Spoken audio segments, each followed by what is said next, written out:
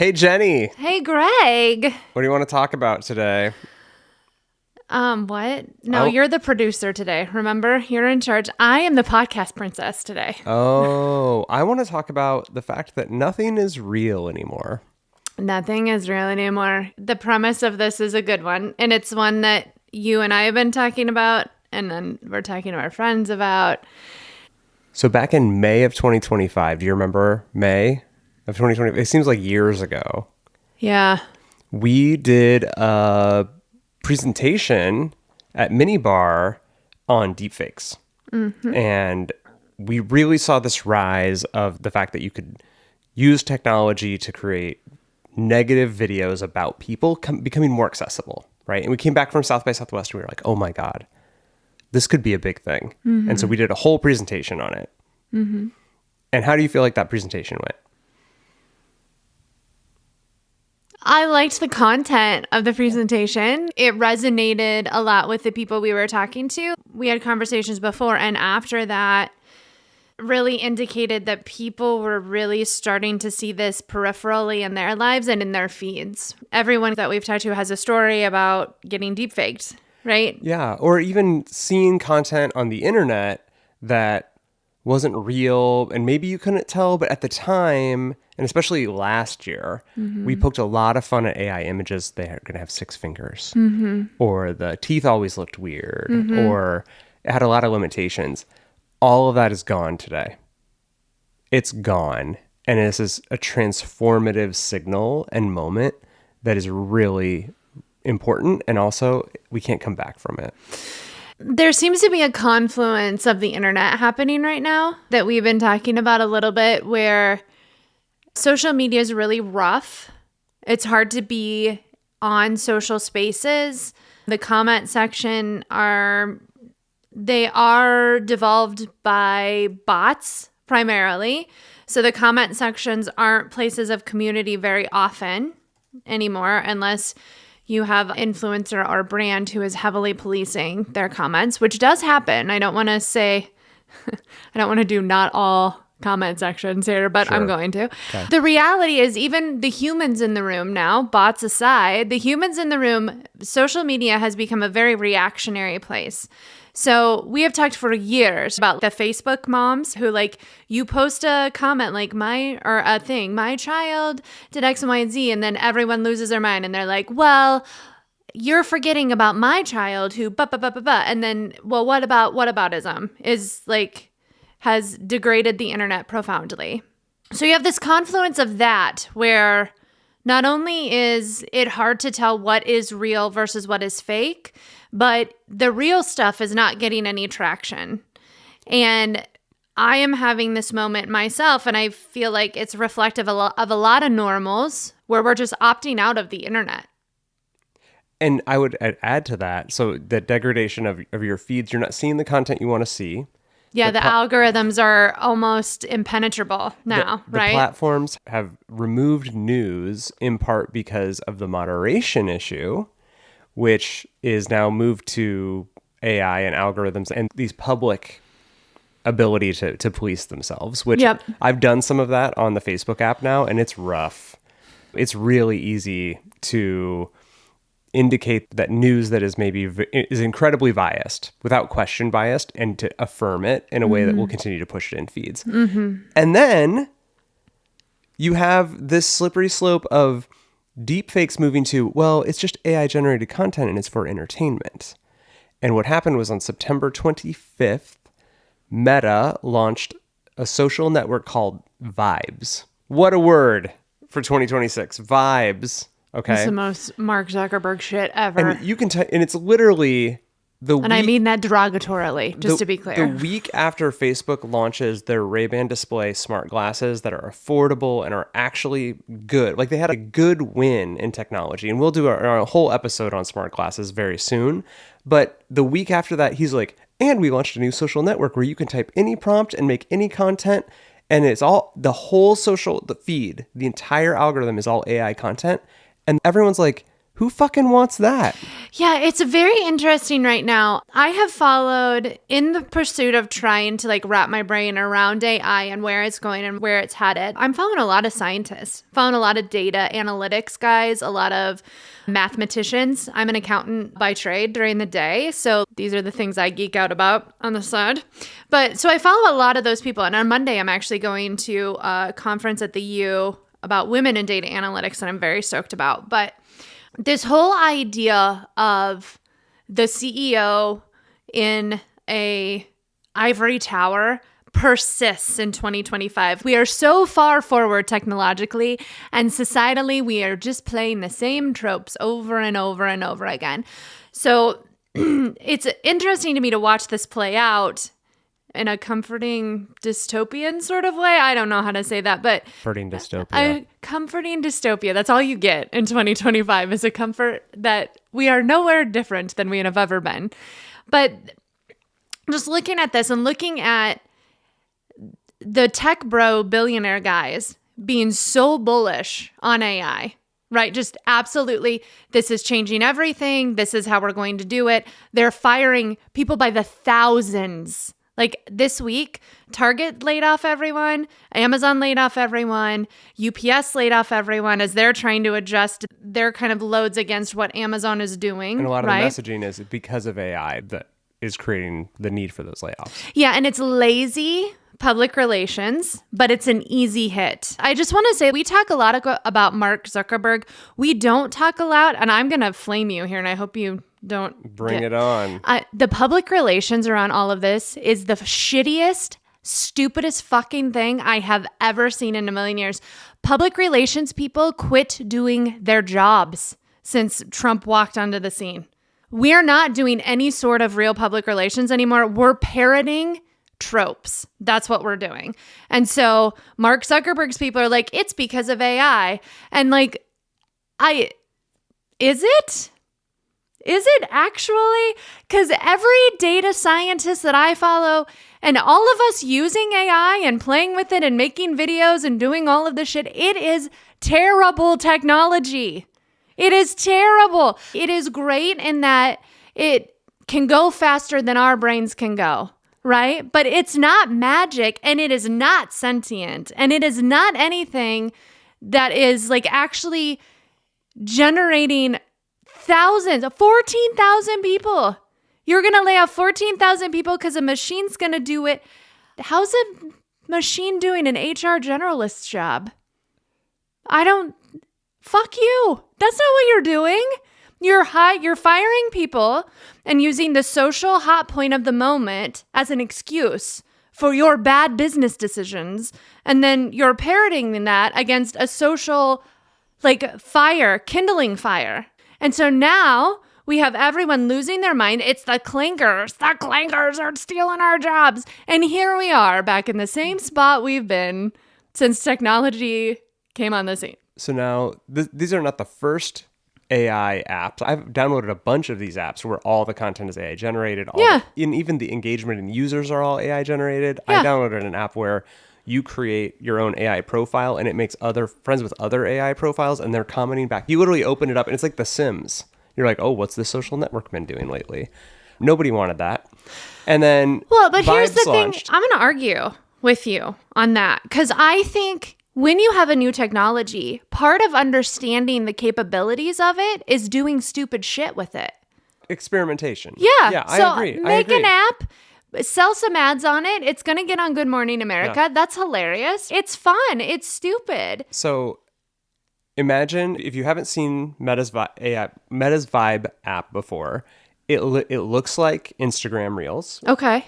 I haven't seen it. You're scrolling and it's a raccoon wearing a funny hat. It's bunnies bouncing on trampolines, which we'll come back to. It's that sort of thing. So you can't upload any content. Okay. It's not make it in the app. Yep. It's not using any personalized likeness. That's all locked down very well. So it's not people. They can be people, but they're more But they're fake people. Yeah. They're more like. Gotcha. They had a really good PR week, really good marketing week. And then we're like, why are they launching this? It seems rushed. It's kind of weird. And we can fast forward to last week and the stats are out. those downloads of this app are up 56% month over month, 3.9 million downloads, which is pretty good. And people at least downloaded it and tried it in the last few weeks, which is interesting. Well, and don't you think, isn't this interesting? Don't you think that people, whenever this stuff comes out, people are like, oh, I got to try Mark Zuckerberg's version. I got to try Sam Altman's version. I got to try what's Apple going to do? What's Microsoft going to do? You're in a very interesting time-space continuum with this technology where like we don't actually know what the final product of this is. So we fast forward or rewind back to September 25th. This app comes out where it's super weird. And 5 days later, OpenAI and Sam Altman launch the Sora app. And then it's like, oh, this makes sense. This is why Meta rushed their version to market so that we would Do you be think first. they knew? 100%. Can I ask? 100%. I mean, that's a stupid question. Sorry, tech bros. They 100% the had normals to know. don't understand how this works. So like they do, what do those guys all hang out together? How do they know? Is it like Real Housewives of Tech Bros? They have a dinner and everyone's like, Sam Altman, you were drunk last week and we know about your stupid. The only reason you have a Sora app is because your mom bought it for you. And then they throw wine in each other's faces and go on Andy Cohen. And It's a little more incestuous than that. And famously... what? Wait, what? More? Famously because Okay. OpenAI has been hiring hundreds of engineers from Meta. They're all... Oh, I so heard they're about this. all Yes. talking back and forth. Yep. So okay, I'm sorry. I devolved this why so does any profound. of this matter? So this was the intro to the segment, Jennifer Swan. So I'm sorry. Sora launches, the Sora app. Many of us nerds know about Sora as a tool within OpenAI that you could generate. Some of us don't because videos we a didn't get day. an invite. Well, we're going to get to that too. Oh, okay. And then I'm friends with your friends and they said that it was free and then it wasn't free. And then I asked for an invite and no one actually gave me an invite. The Sora app. I haven't played with it because normals can't just get it, The Sora app. even if they're married to Greg Swan. I asked you if you wanted an invite and you said no, and so I gave it away. And I was a I mistake. didn't want it, but now I want it because I have FOMO. Okay. I appreciate that. Yeah, I have FOMO. So now I feel bad about my decline. So there's a difference between Sora as a standalone app and Meta's Vibes app. And that difference is that Sora has a feature called Cameo. So not only can you write any prompt and make a raccoon wear a funny hat, but you can make yourself in that video. You record yourself, a clip of yourself, and it will put you in it. And then I can make that likeness of me available for anyone else to put me in their videos, whether with them by myself or with them or with others. And it is eerily accurate. And again, this is early days. This is the worst functioning of that this technology will ever be is today. It will only become more accurate. So did you do that? Did I do what? You know what I'm asking you. Did I make a bunch of videos of myself? No. Absolutely. Did you allow people to to play with your likeness? Why are you so worried about it? Because I know who your friends are. And what do you think that they might do? What? Because explain a little bit of like what your face is doing right now and what the pit in your stomach is. So multiple levels, right? So let's back out 100 feet. So as a normal human, this technology, I'm not comfortable with it yet. So that's why I wanted that invite, right? Like I have been in the vein of the conversation we were having just a few minutes ago, where I am at the point where I would like to shut down social media, just shut the tubes off, just cut it, put it away. It's getting to a point with me where social media is a gawking place. Like everyone is coming to look at you, not to talk to you. And that bothers me on a fundamental level in a way that like I literally thought for years this was about the way that I was interacting with the internet. And now I'm understanding this is just how we do the thing here. I have a real thing with like one-sided interactions. Like it drives me insane. So let's baseline. That's where my brain is. Cause I think these baselines are really important when we talk about these technologies and how polarizing there is, because everyone is walking into this room with these apps and this technology with their own preconceived like bias, notions, ideas, feelings, the way their mom talked to them when they were 3, all that stuff. You bring all this into the room. Hello, the former psychology major enters the chat, right? So there's that piece, right? And for you are a dude and you have a lot of like relationships with people where the basis of that relationship is being mean to each other. Now, I say being mean because it looks mean to me. I would never talk to people. It's like teasing, giving each other crap. It's not my thing. It's not my thing. Showing love. No, I don't like it. It gives me hives. And I think across the board, this kind of technology has been used in really negative ways with women, whether that's revenge porn. Yeah, I wasn't even at that yet. But when we're talking about you and your friends, like you have a propensity to be the pain in the ass in every room. I love you. I married you. I had your children. I have a podcast with you. 27 years. Adore you. But you literally will find the weakest point and put your thumb in it and then hold it. And then every time you see that person, you will do it again. And it's a thing that everyone loves about you. Like it is very fun. You are a very fun guy at parties. And also this leaves you open to receive some ish back. Which I don't my like. love. I don't like that. You don't. So you like to be the giver of the shit, not the receiver. Oh, yeah. I'm just on multiple levels as your person. Like, number one, I'm not mad about the videos that are going to get made with your likeness after this podcast. I think this is good for you. Number two, I have to go to bed with you at night. So literally, like, the things I'm going to have to deal with as the result of your feelings about these videos are real. And it's a thing. It's a thing that's going to happen.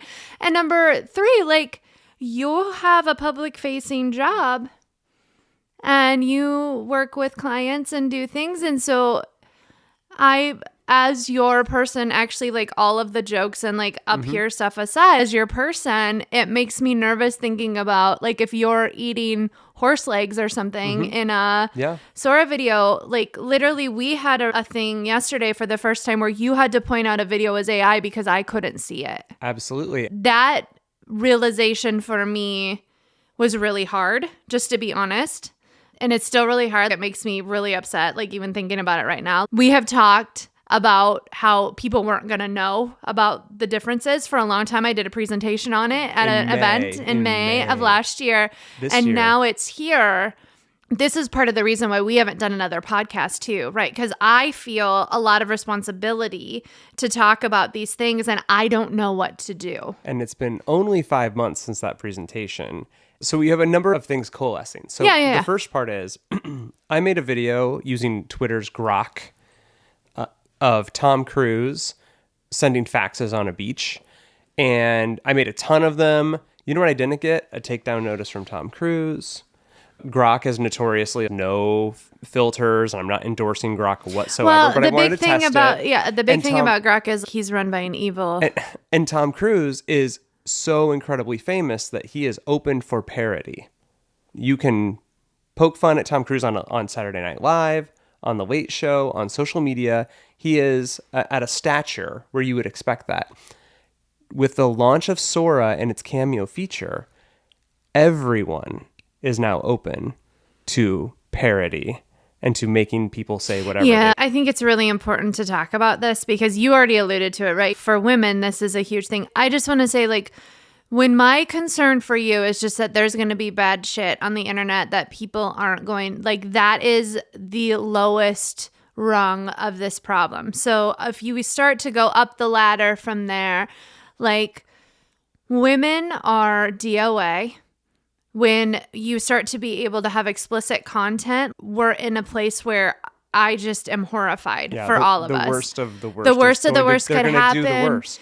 If you get in front of a judge, can you use this as evidence? Do you get in front of a judge and like you're creating things? We've already talked this week from an accounting perspective about how people are creating fake expense receipts. Oh, that's right. Yeah. Which is a huge problem in the accounting and auditing world, just to be clear. I know someone who faked vision prescription lens, and that seems harmless, but then we saw, you can fake. So that's static. And now we're talking about video where, yeah, those early signals of like seeing bunnies bouncing on a trampoline, and that wasn't real. What you saw was a video of a kangaroo kicking like a scary witch at a trick-or-treating thing.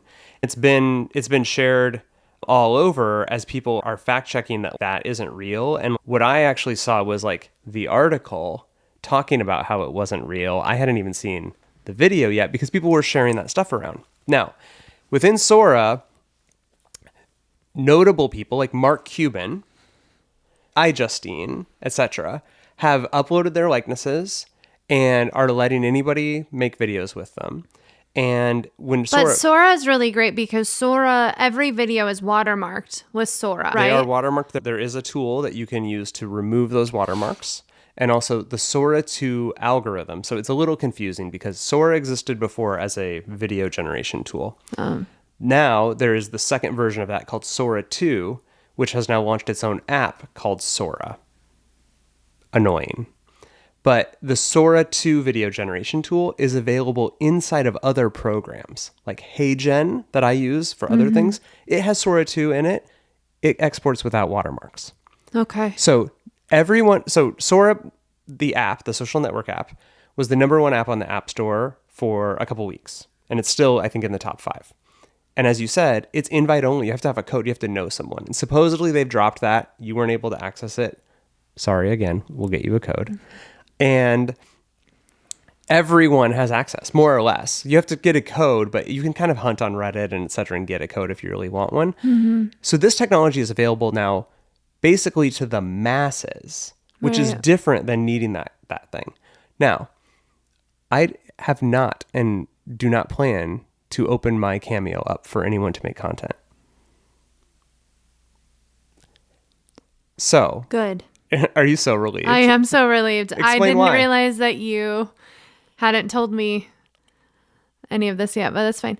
Because I just feel like in 2025, I feel very unsafe.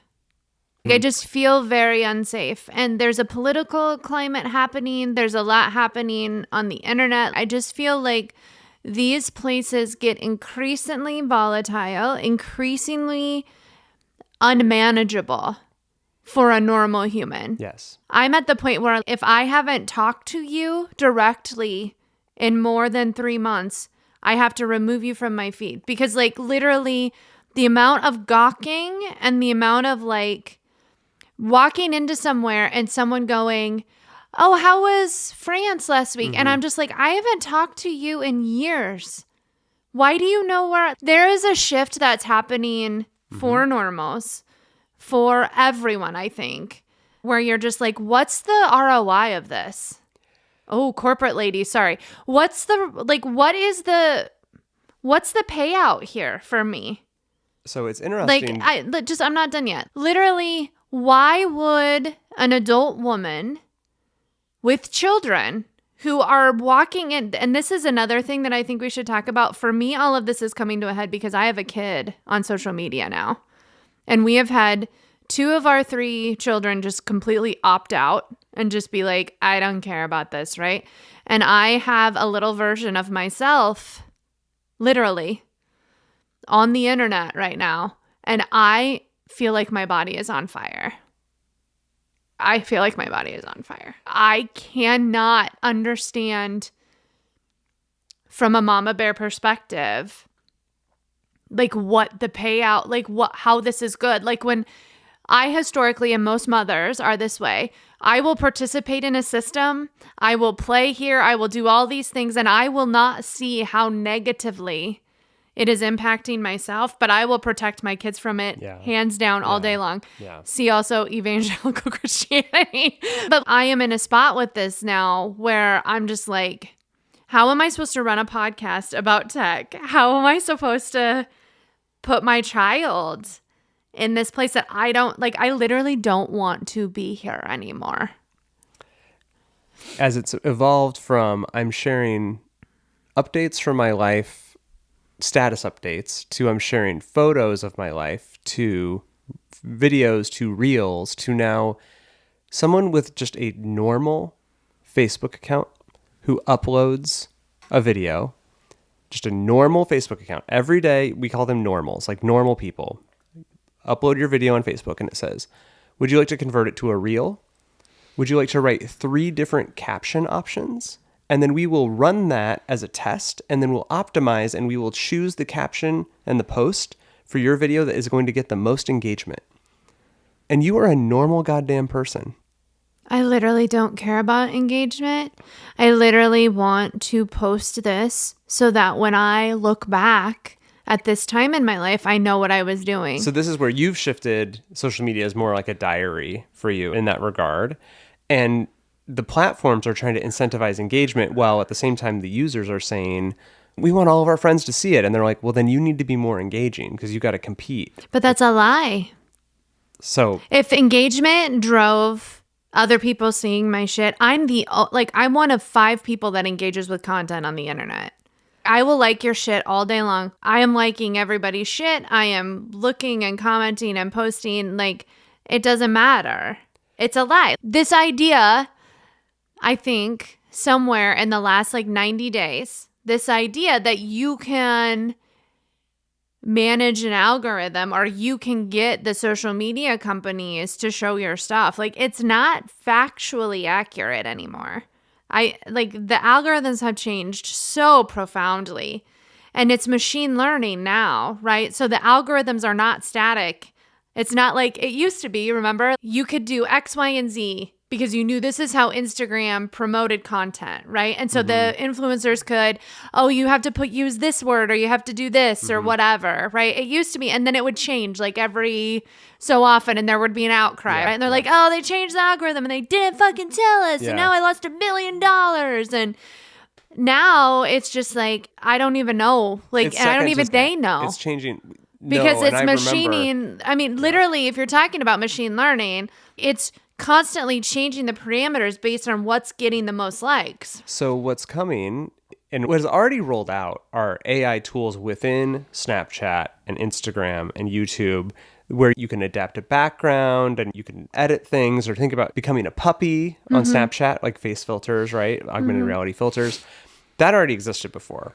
And so whereas at first blush, you would say, well, people don't really want this as a standalone social network of content. There's a couple different theories on what could be happening. And I want to talk about one of them, which is right now we think about, I'm going to write a prompt and create a raccoon wearing a funny hat or a video of that, or it's me wearing a funny hat and I make that and then you can remix that and we can build on it. There's some fun creativity there. I've actually created a lot of really fun videos using Sora privately or that I posted to my feed and saved down and edited and used it at keynote speaking events, right? But Generation Alpha, as we've discussed, their idea of social network is not scrolling a feed of photos and videos and liking or commenting. How they are experiencing social media is in metaverse worlds, which we don't use the word metaverse. We say Roblox and Minecraft and Fortnite, hanging out on Discord. And within those worlds, today, there's not a way to write a prompt and build a world, except Google's already built this technology. Roblox has said and is building this technology. So imagine that your kiddo can open Roblox and they can type, I want to create a world of candy canes and I'm a walking candy cane and all my friends who come in are gumdrops. And they type that and then bam, they're in a 3D immersive world walking around in candy cane world and their friends come in and they're gumdrops and they're communicating back and forth, but they created that via a prompt. They created that via this type of AI generative world building. How would we have enough information to get there? And so I want to play this clip from Sinead Bovell that you shared with me. And then it was just, everyone go follow her immediately. It's in the show notes. Go follow her. She's brilliant. And she's also asking all of these absolutely timely, important questions of really important people. Did you see what OpenAI just did? Because so many people missed it. I don't think their new Sora app, the social platform for AI-generated videos, is about social media at all. I think it's a data pipeline for teaching robots how to see and for normalizing a new human behavior. Human behavior standpoint, OpenAI is trying to get us comfortable with creating AI-generated videos as part of our daily life. And it's the same playbook Apple used with Photo Booth. Started as a fun way to see yourself on screen, was actually training us for a video-first world, cue FaceTime and everything that came after it. Sora 2 makes AI-generated video creation feel natural over time. Prompt, generate, iterate, share. But there's a bigger play. When you read the Sora website, it barely mentions a social platform. But what it does mention over and over again, robotic agents and world simulators. What does a TikTok clone have to do with robots? Everything. Robots need to understand how the physical world works before they can actually go interact with them. World simulators create these virtual environments where robots can learn without actual physical consequences. But the simulators are only useful if they reflect real world physics, how water actually flows, if the basketball actually hits the net or doesn't randomly go into space. So every time somebody creates an AI generated video on the Sora app, prompts it, iterates it, puts it in drafts and doesn't post it, or posts it and it goes viral. It's a micro signal teaching an AI world model how physics, lighting, and human motion actually behave. OpenAI has outsourced what would have been expensive training and evaluation to us in the form of a social game. So while everyone debates whether we need another social platform, OpenAI is quietly building something far more consequential, the operating system for the physical world. And talking about all of the data scientists that I follow, right? She is of the utmost importance to me because she's taking the data that she is seeing from all of these scientists and really smart, well-intentioned, consequential. Like, I mean, I think consequential was just what she said just now. I'm copying that word. I think all of what we see on a surface level is very banal compared to what's going on under the radar of all of this is like creating technology that has the ability to reason. And so when you start to talk about what this does right now and like what social looks like in 5 years, like I don't think social media has more than a 5-year shelf life. I think I'm starting to feel the vibes from these humans that are just like, we've hit an inflection point. I went from social media as a place where like you can really do a lot. And I still believe that fundamentally. I still believe like there's a way to individuate in these spots and iterate in a way. I'm still on there. I'm still interacting with my friends and the people who interact back with me.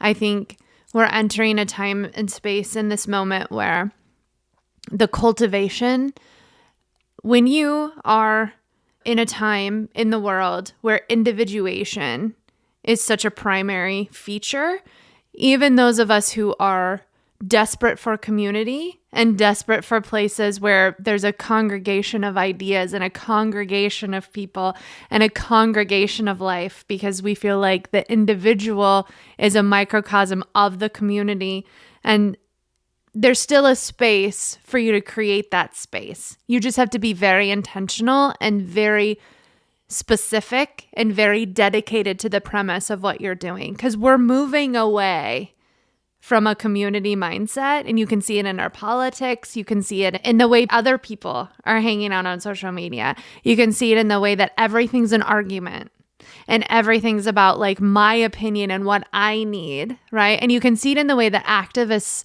right now are responding to the moment, which is community food drive, which is the GoFundMes, the Venmos, our community that we live in right now in response to, and we live in a pretty purple, more red than blue sort of an area.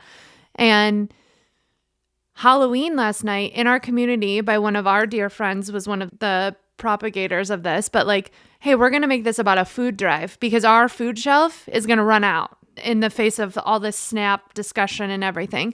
So this community did this huge food drive and someone came trick-or-treating with a wagon to pick up food last night instead of asking for candy. Yeah, so literally, like, remember people used to do trick-or-treat for UNICEF? Like, they just did it for the food shelf, right? So he was driving through and I knew someone would be there because I know my friend and I know how, this works. And so I knew someone would come. But I already figured that I would just hand what I would give him when he came and all that stuff. But anyway, the whole point of this being, like, I don't think social media is going to be the same in next year, let alone in 5 years. And I don't know that the platforms and these questions that we're asking right now are going to matter because I don't think it's going to be here. So I think I'll tie what you're talking about to what Sinead is saying. Yeah. So Generation Alpha is spending their social time more in community in these metaverse platforms. Yep. Then these metaverse platforms are going to expand. Yep. I don't necessarily agree that there isn't a play for content and where it's at in social media. I do believe that all of this is training something to do that as well. So the real world example is Goog 411. Do you remember this? When on your phone you could type GOOG 411 and dial as a phone number, and it was literally a phone version of Google.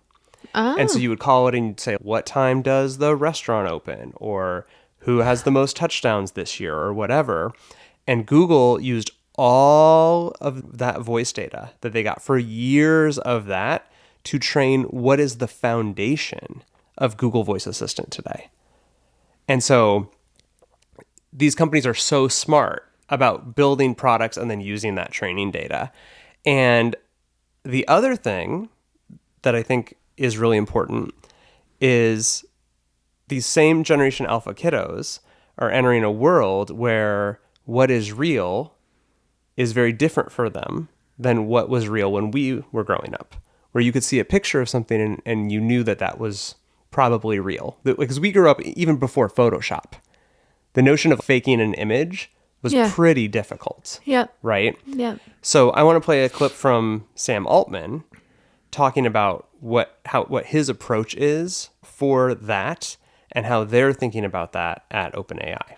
Have you seen the bunnies that are jumping on the trampoline? Yes. It looks like backyard footage of bunnies enjoying jumping on a trampoline. And this has gone incredibly viral recently. If we imagine in 2030, we are teenagers and we're scrolling whatever teenagers are scrolling in 2030. How do we figure out what's real and what's not real? I can give all sorts of literal answers to that question, but my sense is what's going to happen is it's just going to gradually converge. Even a photo you take out of your iPhone today, it's mostly real, but it's a little not. But there's a lot of processing power between the photons captured by that camera sensor and the image you eventually see.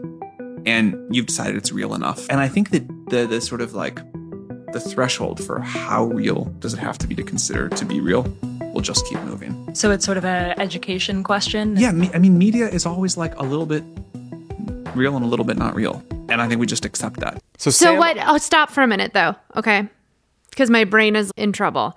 So what he's saying is our iPhones, when we take a picture, the photons that appear in the pictures, is he just saying because you can't touch the image, it's not real? Or he's saying that the way that the iPhone processes the image that you take, it alters it? Let me answer that with a question. How did you feel when I accidentally started taking pictures of you on my iPhone in a different perspective than I had been before? I'm just going to cry twice on this podcast today. Okay, so You felt terrible. Oh, I was so upset. I literally it was hurting was your like, body image. I literally said to you, you cannot take pictures of me at 24 millimeter lens. Whatever viewpoint this is, because you're adding 40 pounds to me every time you do it. And I know when I take pictures of myself or when other people are, I don't have that on me. So however you're doing it, So are those pictures real? The picture. No. See what I mean? Yeah.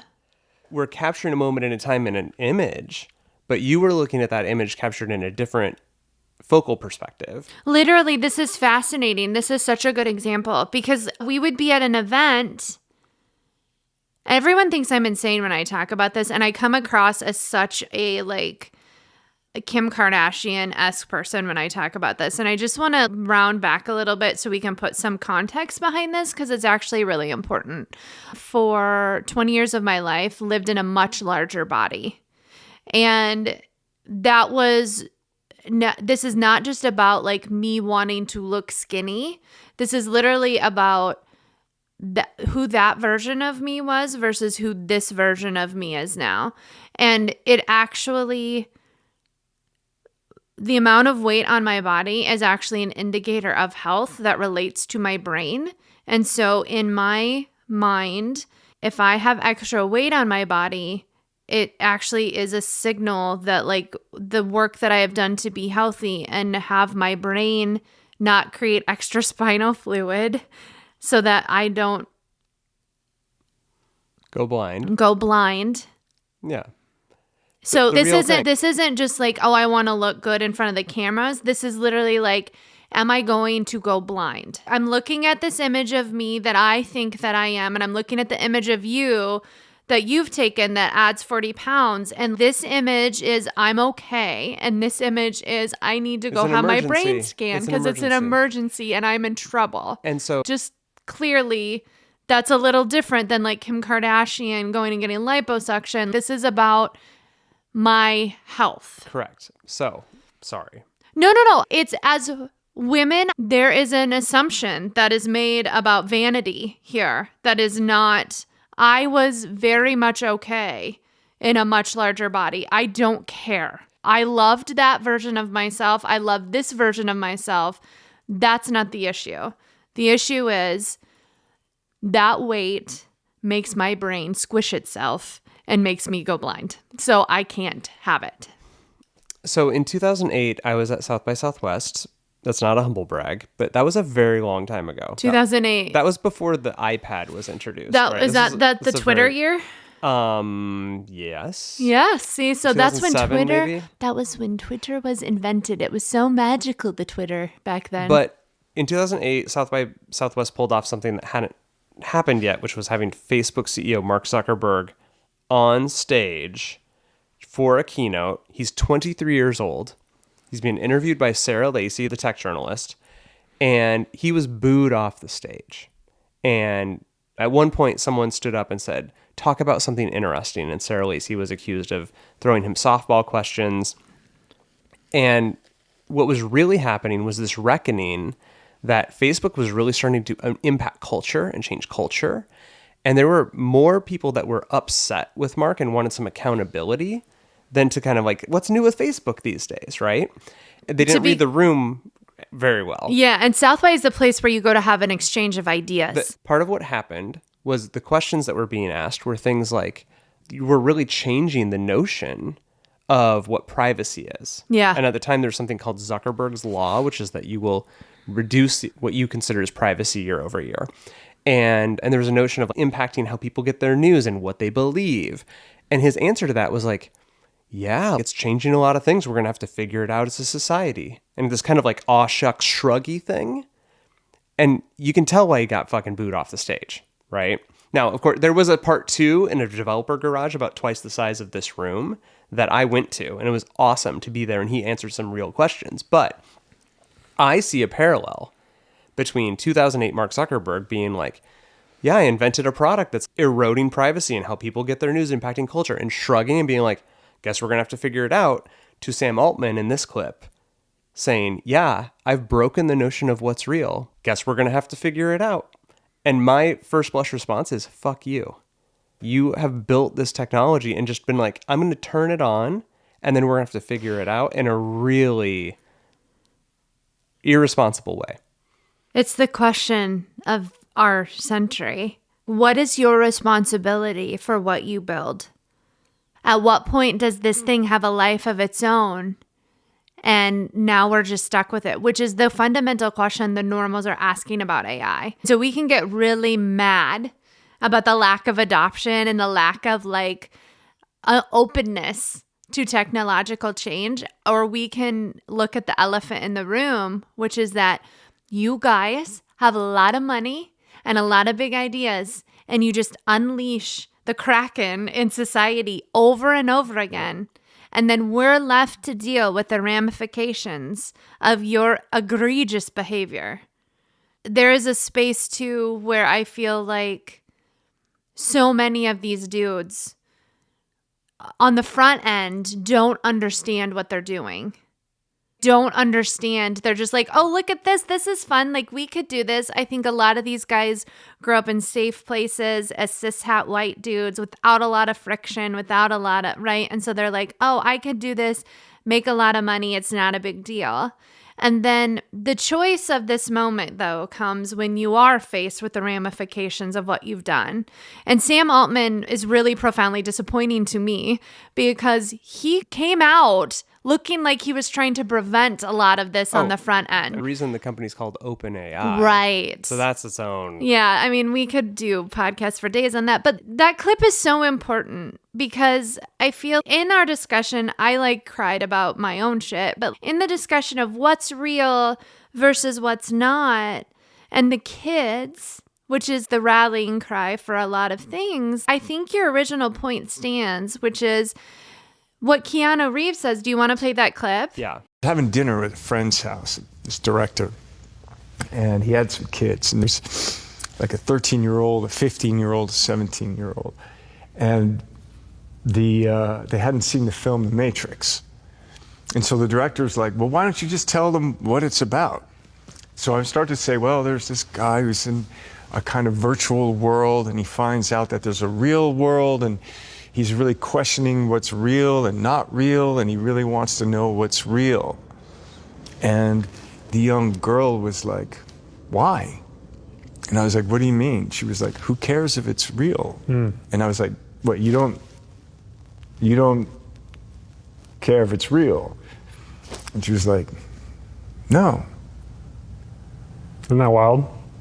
It's awesome. Keanu. And he recently just brought that up again on the podcast with the football guys, which I should know what it's called. New Heights. Oh, yeah.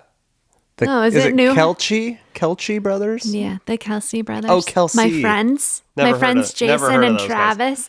I don't talk about them incessantly. When we were growing up, you would see something on TV. You were watching news, and they would play an outtake in the news, and you knew that was probably real. You're watching a cartoon, you knew that wasn't real.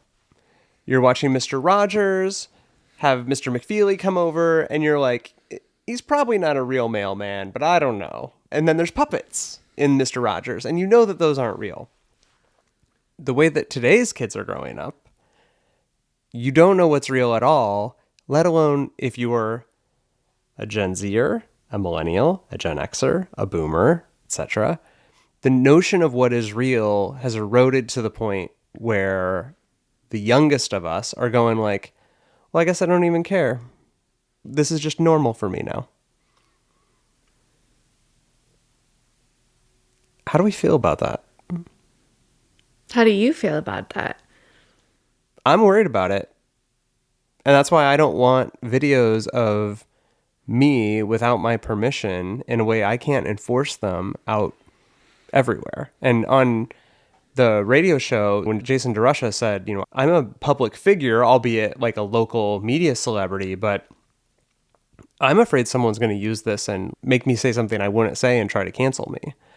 And I'm like, yeah, that's going to happen. I think that will happen to normal people and people like you and me too. And I'm worried about it. Yeah, I think when I think about this, I'm not so focused on video or social media. When you think about this from a philosophical level, what is real? What does that mean? So for the kids, when you're asking a 13-year-old whose frontal lobe is not fully formed, Fair. the kids are kids. There still has to be this balance between this is an adult idea versus as a child idea, right? Sure. So when you think about kids exist in a world where they're watching make-believe worlds on TV. There's this grand creative process that they just live in as little people. Yeah. Every moment is a Roadblocks world that you can just speak into existence. Yeah. They live on a different plane than us, right? They have access. Thankfully so, actually. Yeah, that's the place that you and I just love kids so much because of that. You and I will someday just be like, we need a toddler around here just to remind us that this world, the floor is lava, actually. Or even there's the kids trick-or-treating, including a lot of older kids, which we loved. They're pretending. Because suspending disbelief Yes. as a function in life It's a place that like entrepreneurs exist in all the time. But from a kid level, like suspending disbelief, this is why you and I spend so much time at Disney parks. Yeah. Like there is a very important part of adulthood that loses that function that I think is really important. So I just want to like caveat that, right? I think asking a kid to like be like, is it real? Does a kid care actually from a fundamental level just because of the way that they move through the world? I don't think so. I don't think that's a great point. Sorry. No, go I ahead. think that's a really great point. And I did go to ChatGPT and ask what is real. And it says, that's a profound question. Do you mean philosophically, like what counts in the real world, or in perception? Or do you mean practically, such as distinguishing truth from illusion, fact from fiction, or physical from digital? So then you have the level of like fact versus fiction. So what's real? In that sense, we lost the plot on that the minute Donald Trump walked into the room. You and I could argue we lost the plot on that back from when they discovered fire. There has always been a fundamental discrepancy in media versus.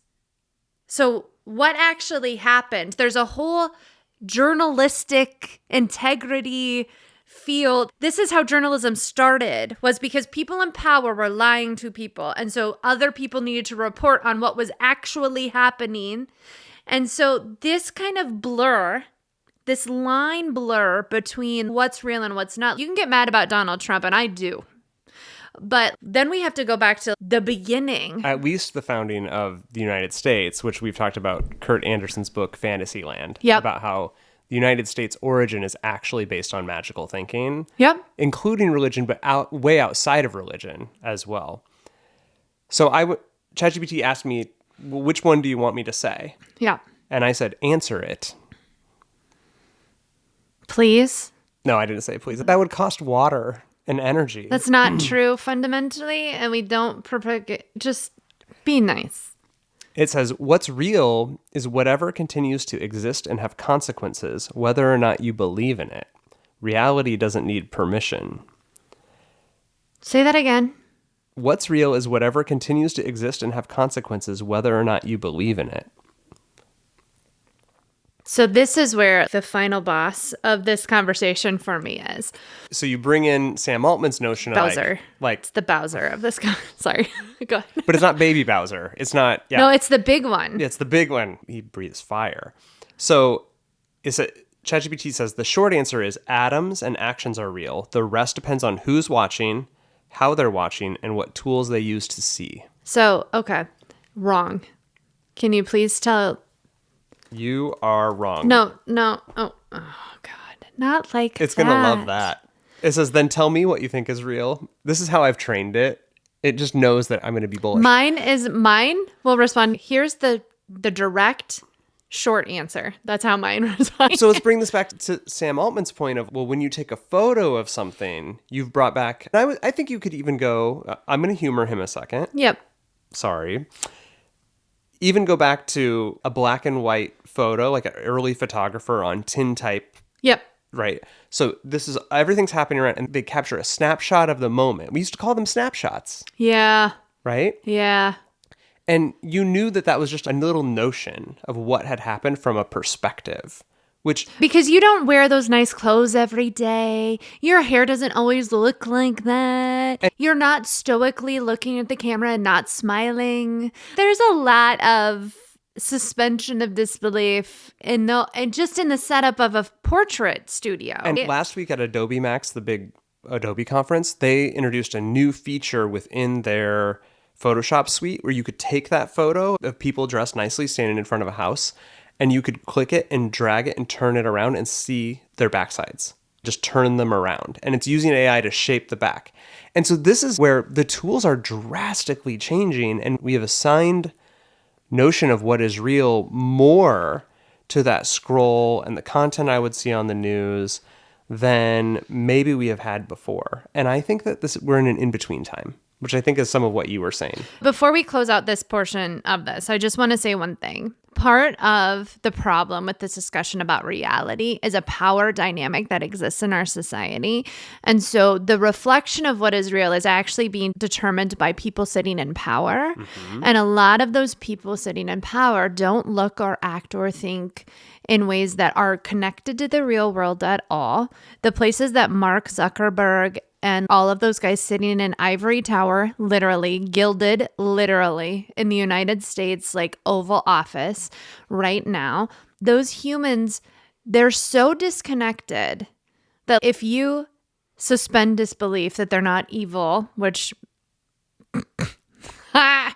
if you do that though, and think about how they don't actually understand what it's like when you cut off all of the access to jobs and food and systems, right? They don't understand how it trickles down through the economy and how when you cut off SNAP, you're actually hurting local grocery stores. You're hurting every facet of the economy. If you think about it that way, like the notion of what is real becomes really distorted really quickly because it's perpetuated by a ruling class that has a very specific view.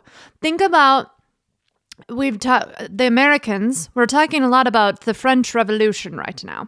So if you think a lot about like Marie Antoinette versus a stablemate, and if Marie Antoinette is determining reality, it looks a lot different than a guy mucking stables for her horses.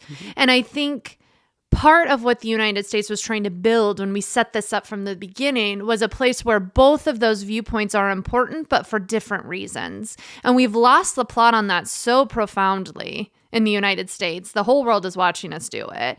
But the point is, when you lose that tether to each other, this individuation of all of these things has created space where, yeah, we can create our own worlds, but like at some point, reality has to be rooted in the community and the experience of everyone.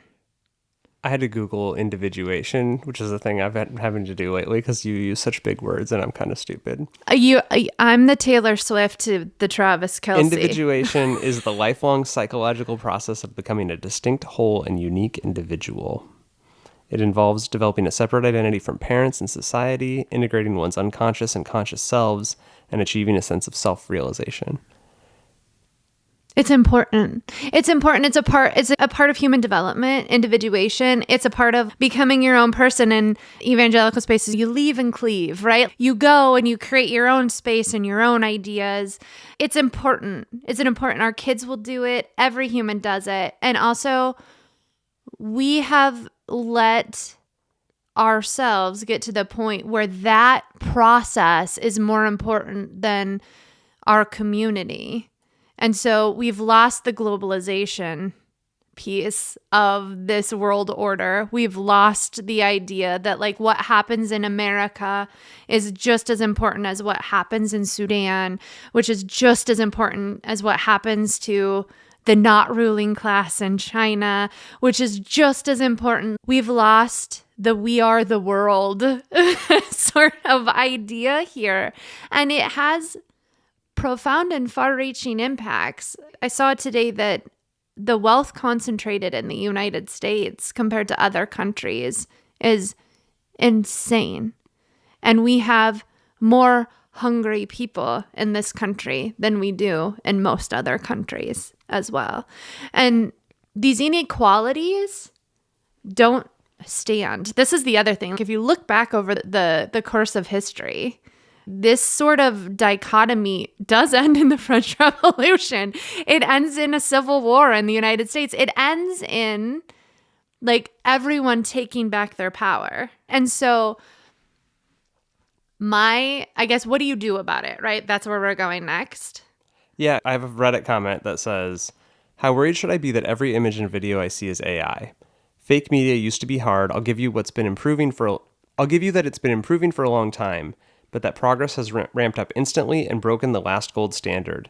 Before Photoshop, the best someone could do for fake photos was painting and cut and paste.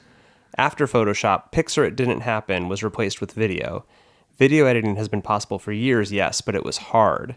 Now all it takes to manufacture a hoax is typing your idea into a prompt for an AI, and there's absolutely nothing stopping this from drowning out the internet. Hell, Facebook is now actively trying to flood their media with AI slop. What should we do? So short of a civil war. Yeah, that was very dramatic. Hi, Jenny Swan has entered the chat. I think you should burn it down. No. So I think what has to happen here is probably very different from what you think has to happen. So you've actually done some research on why we believe this stuff. Oh, yeah. So we're talking about like the brain research, right? Right. All right. Why don't we know something isn't real when we see it? So if you stop and think about the notion of believing what's real versus what's not real, right? Our brains are primitively wired to respond to images and things that we see when we see them. And our emotive responses reinforce that desire to see something in a certain way. And so we can't really act like when we're looking at deep fakes or we're looking at these things, like our emotive systems are disconnected from that because it's the mechanism of determination, basically. We would jokingly be like, well, it's our lizard brain, but it's actually just your brain and your emotions are always engaged. When you, even whether you're seeing real content or not content, that's who you are. I'm a very emotional person. I think anyone listening to this podcast can pick that up by the amount of fucks I've screamed in this microphone. Everyone actually is. Even the most stoic of person is having an emotive response to a thing. And that's why the stoicism is there. So I think fundamentally disconnecting ourselves, this individuation thing, doesn't apply here because this is the part where this really comes to roost. So basically, some of the research that I looked at when we were doing the deepfake thing was really, really fascinating. It's something you and I have come back to over and over again. But 70% of the time, if you see a deepfake or hear a deepfake, if it's audio only, we can hear it 70%, 7 out of 10 times, 70%, right? You will know that's fake. But that number drops off considerably if you're looking at a picture of someone you love. We still haven't gotten to a point where when we're scrolling through our feeds, we're looking at our feeds through a lens of, oh, this could potentially be fake. So when we're surprised, these numbers plummet as well. 65% of the time, people don't recognize a deep fake. So just so you know, that's the stat. And that was before Sora. Before there were so many of them everywhere. Yeah. They work because you're not expecting it. Nope. You're in a scroll, you're watching TV, you don't expect it at all. Yep. And then isn't there something about if you know the person? Yeah, it's called familiarity bias, right? So if you know the person and they're acting in a way that you know them to act, if all the boxes of who you think you know get checked, your brain isn't going to flag anything to you. Because the research that you pulled showed that when there's human face, it makes you reduce your guard down even more. Yeah, so there's a thing about trustworthiness and seeing a human face. So our brains are wired to prioritize auditory cues to determine trustworthiness. So there's a combo factor here, right? So if you're looking at a face and hearing a voice and all the boxes get checked, that will drop your guard immediately. So you see your person's face, you hear their voice, and then the guard drops. It's primal. Yeah, fuck you. Because it's so wired into who we are and how we are. This is not a simple thing that we are fucking with. When you start to think about this, from an evolutionary perspective, that's an automatic response. Yeah. Of your nervous system. And it's not something automatic we're not response. going to apologize for that. That doesn't make us weak. No. So this is the place where you and I land with people being so mean to people about deepfakes. Of course it's AI. Dude, there are videos going around right now that you've made of yourself for Sora. Literally, are you going around the city and interviewing people? They're really good. They're really good deepfakes. It looks like you. I know instinctually it's not you. Those of us that hang out with you and know your manner, everyone's creeped out by it because there is a moment for me where I am, that looks like my person, Yeah. but that's not my person Yeah. because I have primed a system to question if it's real now, even with you. So we live in a world now where not everything is real, where a video of your husband can pop up on the internet and you need to be able to determine if it's real or not. And so they're literally building programs, building apps, building all this data and research to, okay, so how do we circumvent this actually? Yeah. How do we do it? And so they're building these programs, running people through them. They're actually MIT, like big research institutions with double blind, appropriate sample sizes, checks all Jenny Swan's boxes of, is this a good study? That once you run people through these programs, 95% of the time, they'll be like, oh, that's a deep fake. And so this is not unfixable on any level. We just have to get to a point as a society, two things have to happen. Number one, this technology to everyone needs these apps, right? Everyone needs to be doing, until we have the apps even, doing the research. Okay, so my app feed is fake. How do I know? How do I know? And so there's all this stuff about like mannerisms and checkpoints and all this stuff. You need to learn that stuff. You need to put it into ChatGPT. How do I determine if this is a deepfake? You need to start doing these things.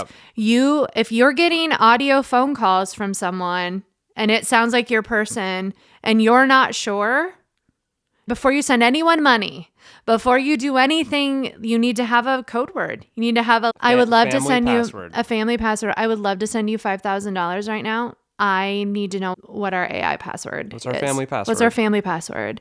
And it shouldn't be your dog, and it shouldn't be something you've ever put on the internet. Nope. It should be something that no one is ever going to guess. You need to know that probably a lot of what you're seeing in your feed is fake. And you need to interact with content online under the assumption that a lot of it is not real. And you cannot suspend disbelief on the internet any longer. That time of our life, I would argue, was over 10 years ago, but now it's really fucking over, guys. And I think that some of the advice that we gave in May around looking out for like weird eyes and splotchy skin and messed up teeth, that's all gone. That's not messed up anymore. And to your point about the videos of me that I made on purpose and shared and edited, the people who really knew me, they really knew that those weren't real. And they were creeped out. It looks like that uncanny valley term, right? People who don't know me really well, they're literally arguing with me. Even as everything has Sora watermarks, it ends with me like with a full disclaimer. Is the whole thing AI? I was like, this whole thing's AI. And they're like, well, yeah, but not the whole thing. The whole thing is. Here's the third part of the prong is like those interactions. If you're having them with people, you need to explain to them why. Because here's the third part of this is that not everyone is so opposed to this tech. No one knows how it actually works. Because in defense of the normals here, and in the vein of everything we were talking about earlier, people are just opting out of this wave in a way that like they didn't opt out of social media. Mm-hmm. People are just full on opting out. So there's going to be a huge learning curve with the populace here on this. So we talked about preventing from being taken advantage by a deepfake. Yep. The second thing would be prevent being featured as a deepfake, which be smart about what you share online, enable privacy restrictions where you can, don't upload your likeness into Sora and give it away to the internet. And then the third one, and this is the tricky one, is don't share stuff that's not real. And so you have to think about the source. Where did it come from? Who shared it? Don't share it. If you're not sure if something is real, don't share it and go, I don't know if this is real, but look at this. So can we talk about that? So, for instance, the bunnies on the trampoline. That's a funny video. I love this. You're in the gray area, which is that's entertaining. I think maybe the answer to that is if you have a video that's AI, but it's entertaining, you can literally just. Yeah.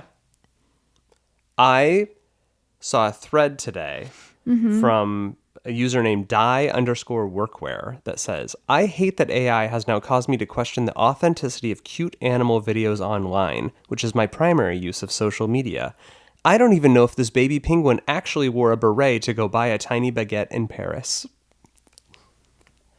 I don't care. I want that to happen. So I I'm love that. already, I'm the Keanu Reeves thing, right? Already I'm like, but it's animals. So does it matter? Local NBC TV news station aired this video that was going around online of a racetrack, all these race cars going around, and then all the power went off, all the lights went off, and then the lights came back on and all the cars had crashed. And they aired that as news, and this ran on NBC Chicago News. Oh, no, I saw this. And yeah.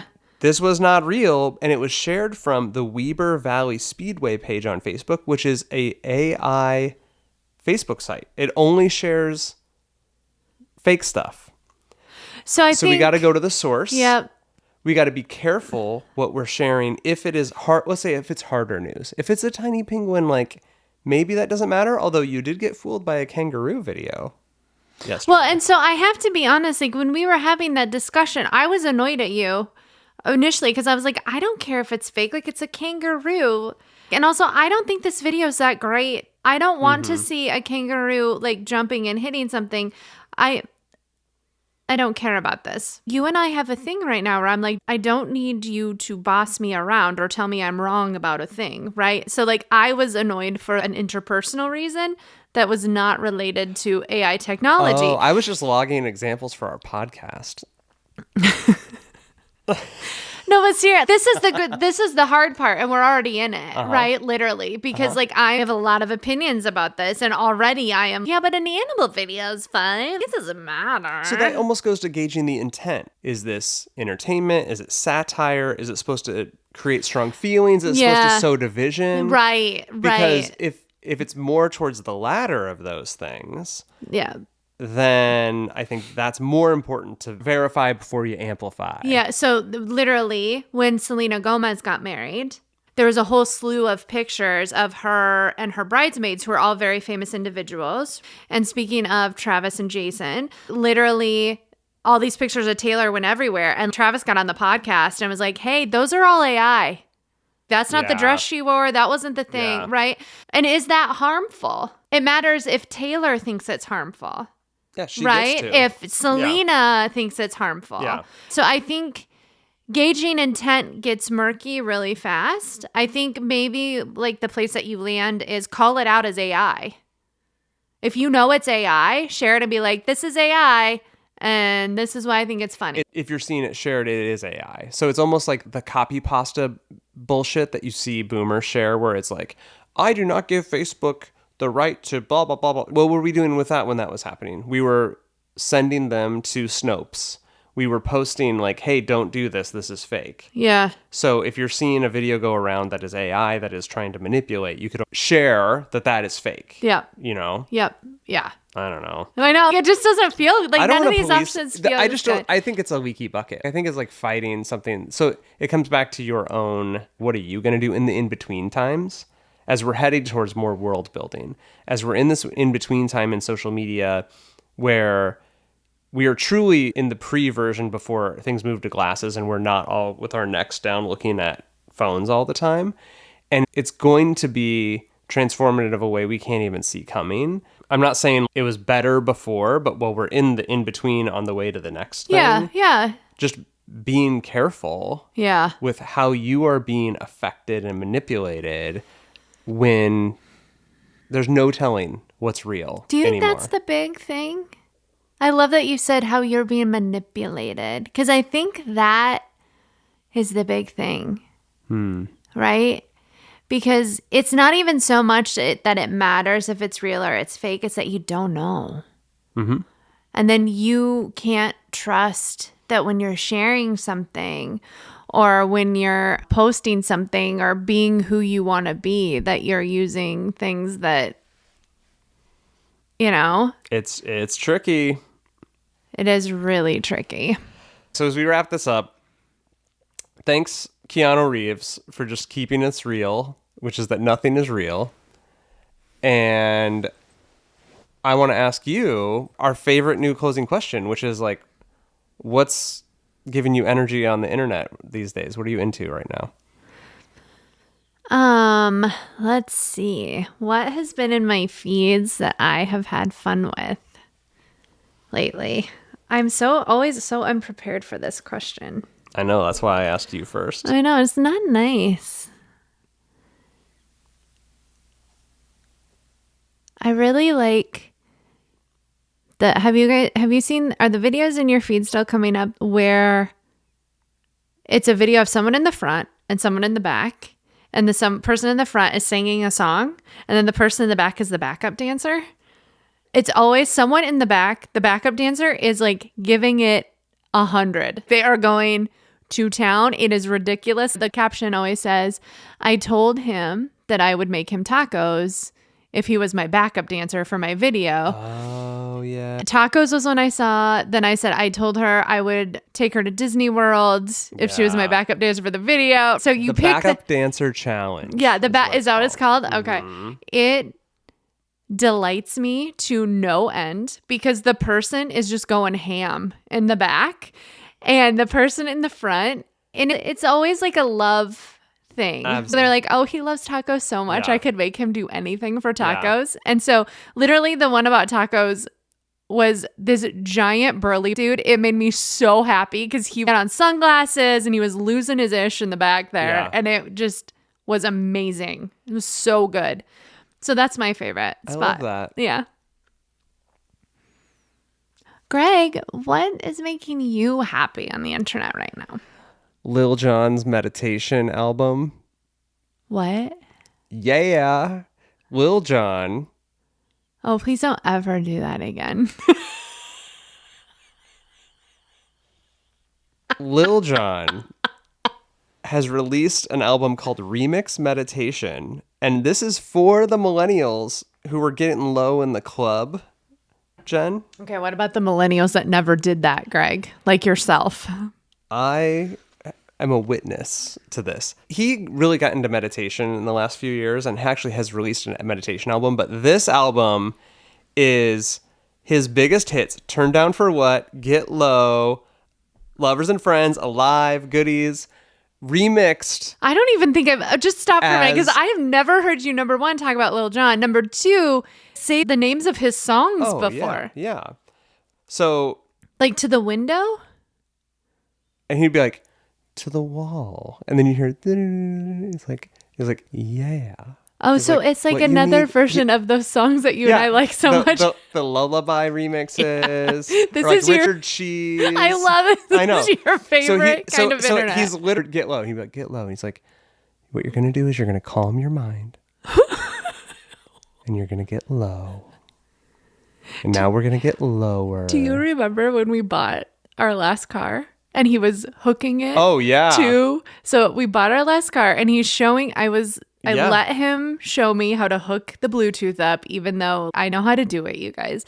But I just was being nice because they get extra points or something with the dealership if they do it. And so he connected it and Little John's To the Window, to the wall came through the speakers at 900. And the guy till goes, the sweat drips down. Yeah. And he was, well, I didn't have you clocked there, but okay. And he shut it off. I was like, that was the judgiest. I know. And that's like the best track. What if it had been like a Brooks and Dunn song or something? It could have been the next song. And my playlists are unhinged. Yeah, I know. It literally could have been Chris Stapleton next. You don't know. When, I worked on that campaign with him for Stoke Coffee in like 2018, 19. Just name drop it, baby. That's right. But you did. I highly recommend this album. And if you want to hear him be like 369. Oh, damn, you're fine. You fine. Yes. No, It's please stop glorious. leaving vowels off words. Like, just stop it. So, Lil Call Jon, him call Little. me. It's Little John to you, buddy. Okay. Little John, please call me if you need help for your next album. I will come to the ATL. Good job, baby. Good job. That's exactly what we want to hear. Thanks so much for listening. You can find us on the internet everywhere. You can follow our Substack for show notes at thecaveproject.substack.com. We are on Instagram at the.cave.project on Instagram and on YouTube. See you on the internet. Bye.